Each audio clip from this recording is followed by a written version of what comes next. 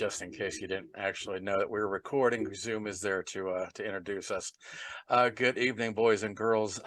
Welcome to another episode of the Witching Hour podcast. I'm your host, John Royceland. As always, with me tonight, very special guest, simply by the name of Soda.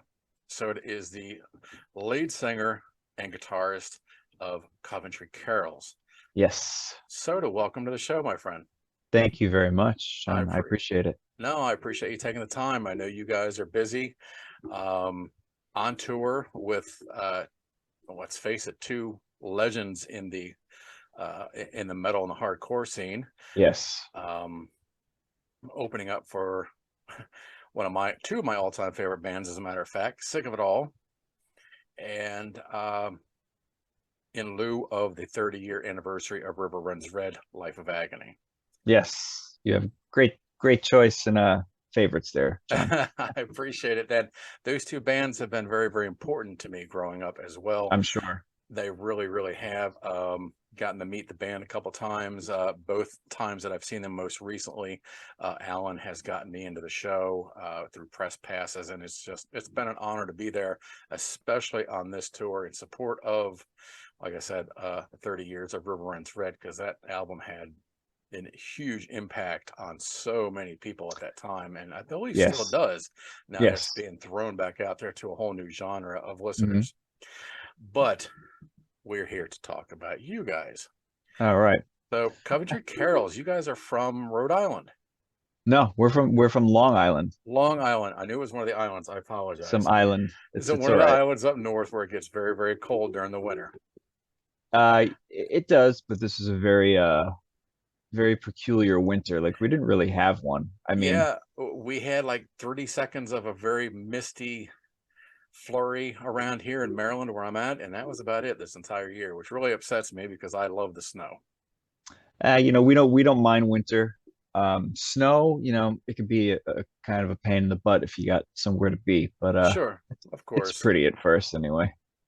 So tell me a little bit of the backstory behind you guys. You guys have been formed for just over a year now, right?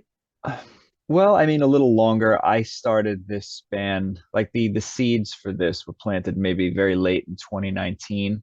Okay. I've been in bands like almost my entire life. The guys have too. We've done our fair share of work, with other bands on our own, as far as releasing music, getting out there, touring, doing whatever we can. But I had come out of a band at that time, and I wasn't quite sure what I wanted to do, if I even wanted to really play music anymore, quite honestly, because it had become more of a chore than more of something that I was enjoying, like I had for the longest time. Right. And then, of course, Terry, TT, and I, the drummer, we were in a band called Emotion Picture some time back. It was just the two of us. We had a falling out. We didn't speak to each other for a really long time. And then the death of a friend brought us back together, actually, my former bandmate. I'm sorry to hear that. No, that's life, I guess, But of course, after he and I saw each other, we talked a bit, and then we wound up going out to dinner. And I was like, hey, if you want to kind of give this another shot, I've got some new songs, I've got some ideas. So a couple weeks after that, we found ourselves back in a rehearsal room and starting to build what Coventry Carols is now. It was, of course, during 2020, which we know is a year that was very confusing and crazy. Was turned upside down. Yeah, I mean, it's a year that's like wiped off of the timeline. But so he and I worked maybe from like January to March trying to put stuff together. I had a lot of ideas, I had a lot of pieces, I had demos at home, I had things. And Terry's very open to what I present to him. He's always been that way. Like, regardless of what happened between he and I, he was always very open to like all these ideas that I would just throw against the wall. And March, we went into like shutdown mode. And 2020 for me personally, I had a lot of health problems, like out of the blue. I was very sick. So there was a lot of time aside from pandemic, a lot of time that I couldn't even work because I was just unable to. I was out of it for X, Y, and Z amount of time. And Terry also, I don't know if it was 20, sometimes timelines kind of just blur, but he actually lost two of his best friends, one from COVID and then one from like a medical issue that he had had. So TT had dealt with a lot of stuff too. And, we didn't even have a bass player. And then when we finally were able to get back into like rehearsals in September, we found our wonderful bass player, Cliff, aka Sugar Bear. And we put him to task really quick. I mean, I gave him like a crash course on an acoustic guitar. And like a week after that, we demoed out our record. And at the time, he had like a sprained something was up with one of his arms. So he was basically in a cast when he was tracking demos with us. Oh shit.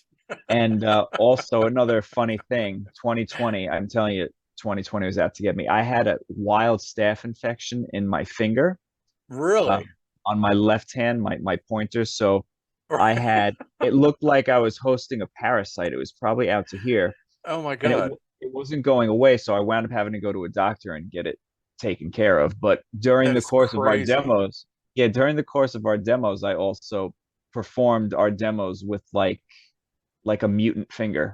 So, but I mean, that doesn't sound even that bad. But the other stuff that I had dealt with, which I'm not even going to get into, was pretty extreme. It was kind of scary for a little while. But we've been above ground, I like to say maybe for about 16 months. Okay.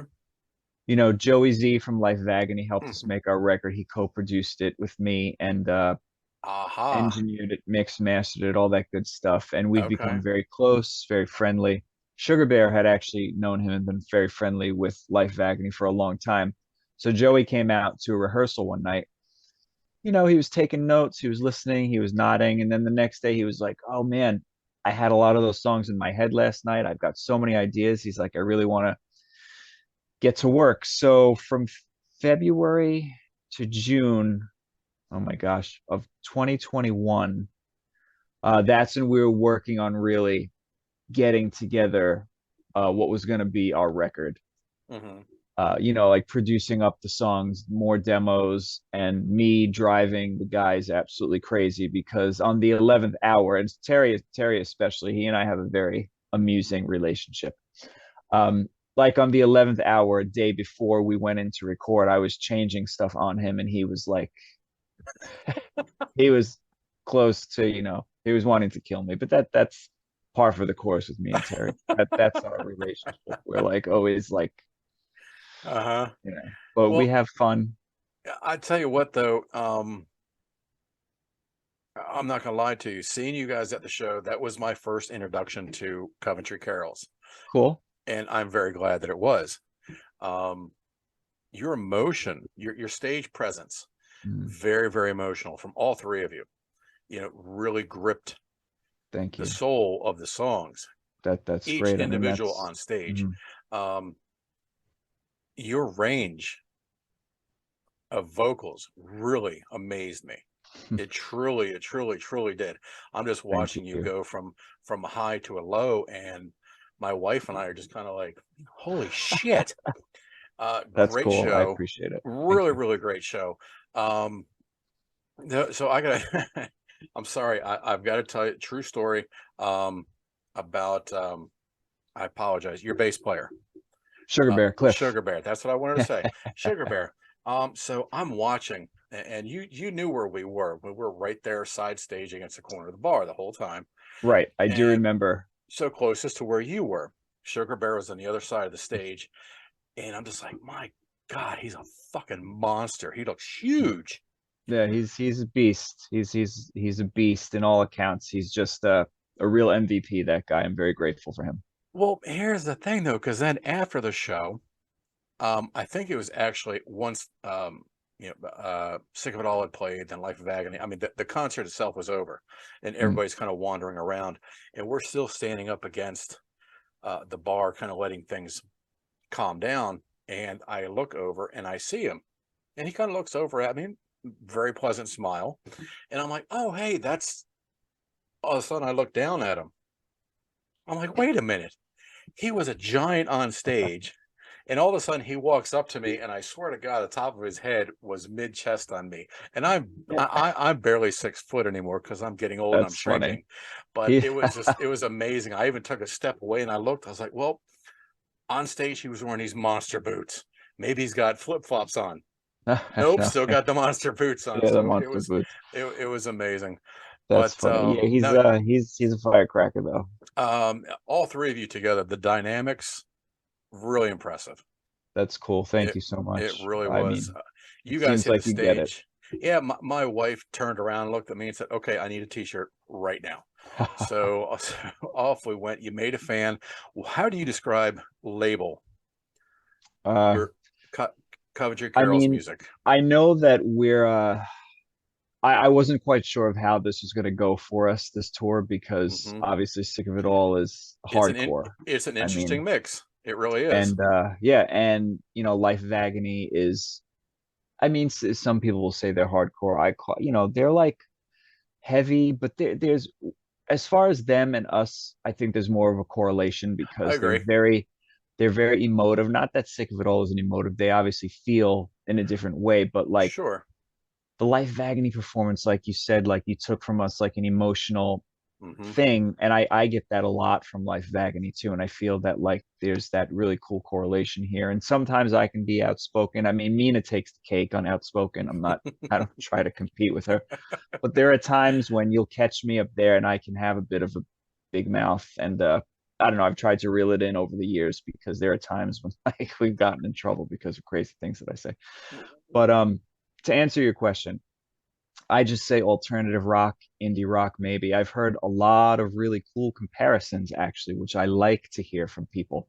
Okay. Um, Let I've me hear heard, yours, and then I'll give you the one that I thought great. of. I've heard, and when people say these comparisons to me and they tell us these things, I feel like they're kind of getting what we're doing. Hmm. I've heard Deftones a couple of times. I've heard Smashing Pumpkins. Okay. I've heard like deeper stuff, which I really like Husker Du, Fugazi, Wow. Okay. Jawbreaker. Right. Somebody even said like we sound like The Cure before they got like too polished or whatever, which is also really cool because we love all of this stuff. Sure. Sure. And another thing was like I heard like post this and post that, which I kind of also think is kind of cool to hear. But what do you got? So my wife is a huge fan of this band, and I asked her if she could even see where I was coming from with this comparison, and she thought about it. She's like, "Yeah, actually, I can." Kind of a dark little brother to Modest Mouse.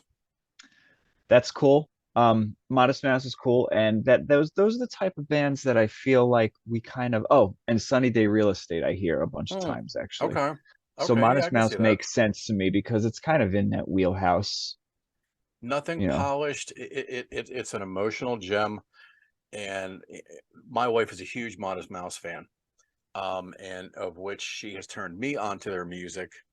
We've gone to see them the last couple of times that they've ran through the area in DC, Mm, and I've really gotten to appreciate all 9 to 15 people that are on stage and the number of instruments that each one of them plays.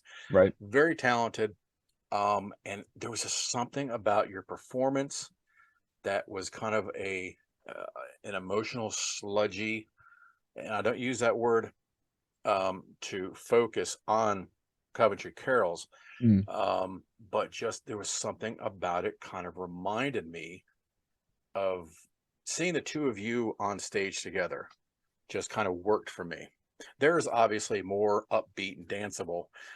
If you were to have them on vinyl and just kind of slowed their music down, Uh, I honestly I could have seen you guys kind of like risen up from the vinyl and started playing.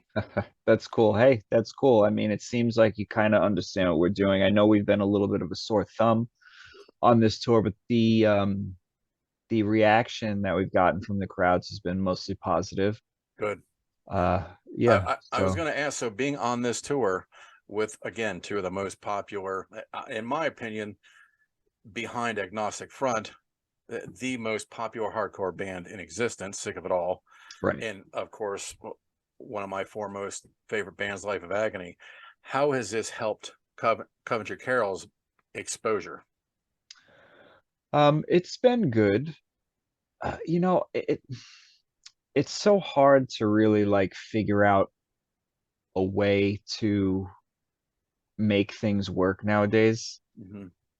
There are a lot of different avenues that we can take as far as like the internet and all this other stuff, but we're really, really old school. And like my main thing since day one up until now is just making a connection Right. with people. So there are nights when I forget to even say like some of the important shit that I have to say that is gonna like make us like, oh, hey, don't forget to go here and follow us here and whatever Right. else, Right. because I'm just so caught up in the moment. And Right. that's just the most important thing to me. I mean, I've gotten throughout the course of like the past 3 weeks, I've kind of gotten a little bit of a script that I like Hmm. to try to run in my head just so I remember I want to say this, I want to say that, I want to mention this, Right. just so because there are like key things, but then even still, we're up there, we're doing our thing, and there's no really I think that this tour with us three bands, I think it's one of, not to sound pretentious or whatever coming from me because I'm on it and my band's on it, but I think it's one of the most authentic and genuine shows, like 3.5 hours of music that you're gonna get currently. There's no bullshit, especially from those other people. Those guys and those girls, they're straight shooters. It's just And really, that is the really nice thing nice. about this tour is that it is a wide range of music from A to B, everything in between, from your style to Sick of It All to Life of Agony.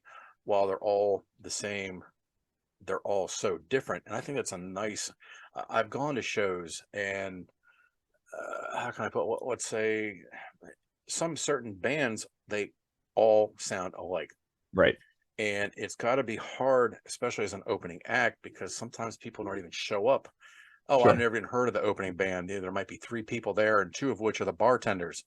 Mm, So I give you guys credit. I've grown up with a lot of different bands in my life that friends were in, and they did mini East Coast tours, and I'd help them out and go on the shows. And if it wasn't for the roadie, this guy, there'd be like nobody there.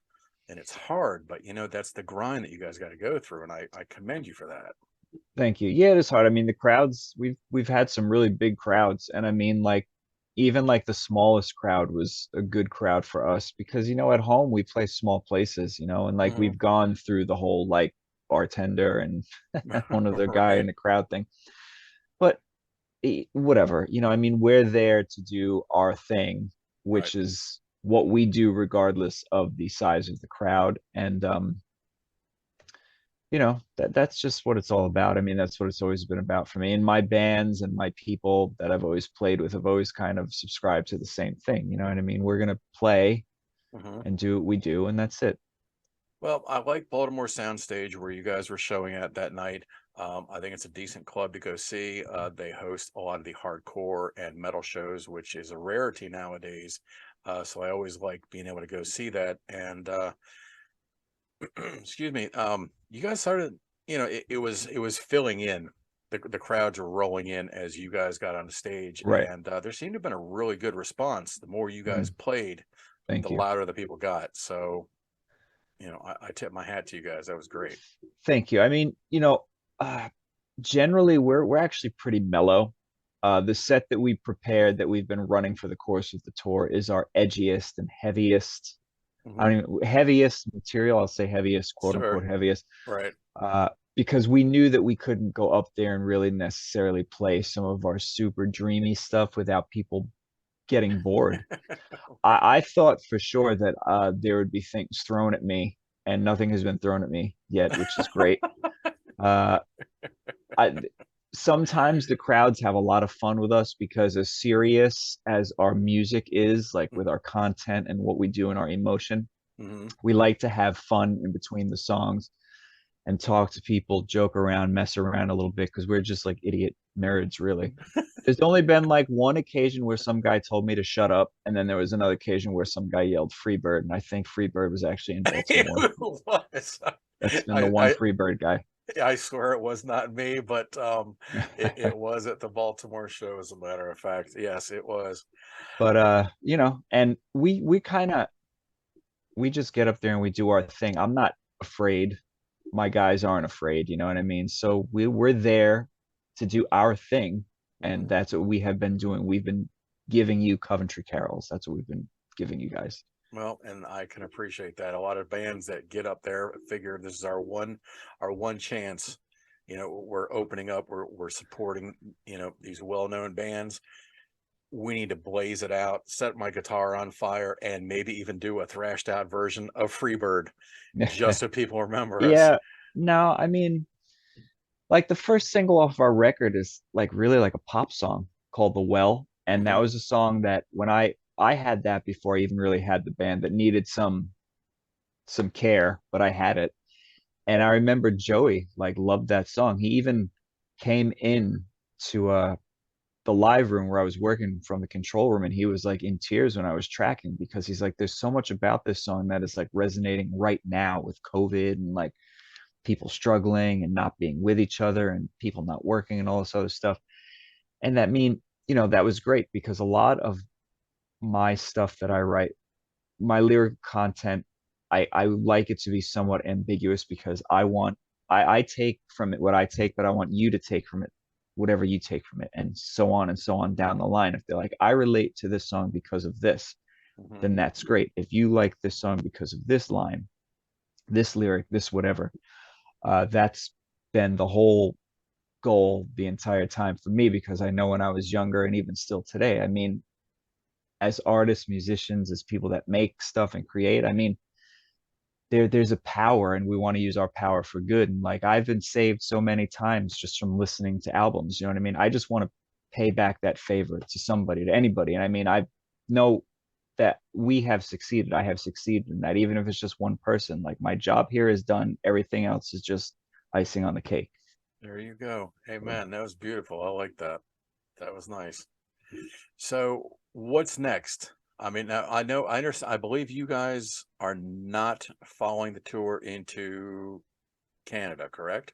yeah, tonight is the last Canadian date. There was 3 shows in 4 days, and there was some confusion with that. And come to find out, the day before the Canada show started, we found out that we could go, Oh but it no. was too late to get some sort of form signed. Like I was under the impression that we needed like work visas or whatever else, but Right. apparently, because I had helped a Canadian artist come here one time, but apparently when they come here, it's more problematic, of course, because we are who we are. But when you go to Canada, apparently like the promoters just needed to sign off like on some sort of letter saying that we're coming, but Right. we didn't realize the simplicity of that. We thought it was like a big rigmarole type thing. And I met the booking agent at the Foundry, the Hmm. Cleveland show, right before the Toronto show. And he was like, "Oh, you could have just done this, no problem." And he kind of like laughed and he's like, "Well, it's too late." But I was like, "Oh, okay." Right. I love Toronto. It's one of my favorite places on the earth. Okay. And they played at Lee's Palace, which I love. I have a lot of fond memories there. So I was like, ah, but we have 2 shows left on this tour. Tomorrow's New Hampshire, a day off, and then Stroudsburg, Pennsylvania. But we're home. You know, we Right. came Yeah. home. I'm home. Okay. What's after that for us? I mean, we have a lot of local stuff booked. We have tri-state area stuff booked. We have our new single that's not on our record coming out summertime, late summer, we think. That Joey helped us do that too. And Okay. it's coming out with support from the Clay Universe, which Mm. actually sponsored us to get on the road. We work with a label called Rescord too. They're our record that we have out now, but we're going to be working with the Clay Universe to get the single out. It's going to be a split 7 inch with another band from here. And it's a song that we actually premiered on the tour called The Crippling Fear of Night.